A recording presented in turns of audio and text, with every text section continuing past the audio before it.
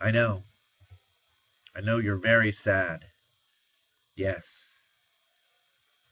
this is the last video lecture ever.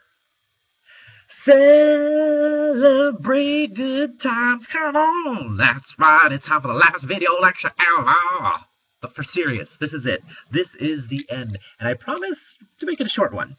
Today, we're going to talk about systems theory and how this theory relates to families. First, systems theory explains how people interact with each other. If you think of a car and all of the moving parts in that car, if something happens to the battery, for example, the rest of the car is affected by that incident. The car may not start.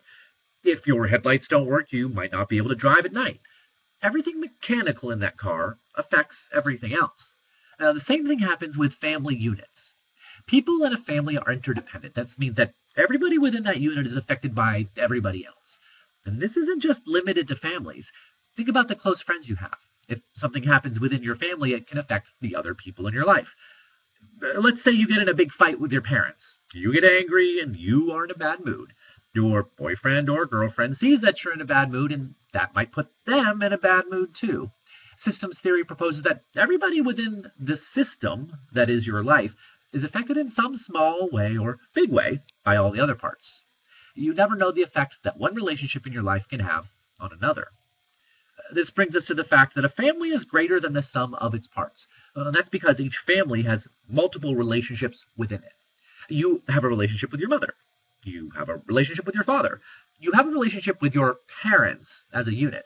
They have a relationship with each other, and on and on and on. Each of these relationships is different, and when we add it all up, we get a much larger picture than just those individuals that are in the family. Finally, everybody in your family influences everybody else, even when they're not present. For example, about 5 years ago, my mother decided to not come to my wedding. This was the first and probably only time I would ever get married, and she decided to skip it. Why? I never really found out. I tried to talk to her about it one day on the phone. She lived in Vermont and I lived in Las Vegas, but she got really angry at me, started swearing at me, and then hung up the phone. I haven't spoken to her since. My theory is that my sister, who was angry at me for being a pretty crappy brother 20 years ago, I was a typical teenage jerk, talked to my mom out of going to the wedding. And my mom was angry that I left home at 18 and never really went back, except for occasional visits. To this day, my mother influences me. She was my hero growing up. She was the most important person in my life for the first 35 years. And when she decided to not be there for me on the most important day of my life, I felt a great disappointment.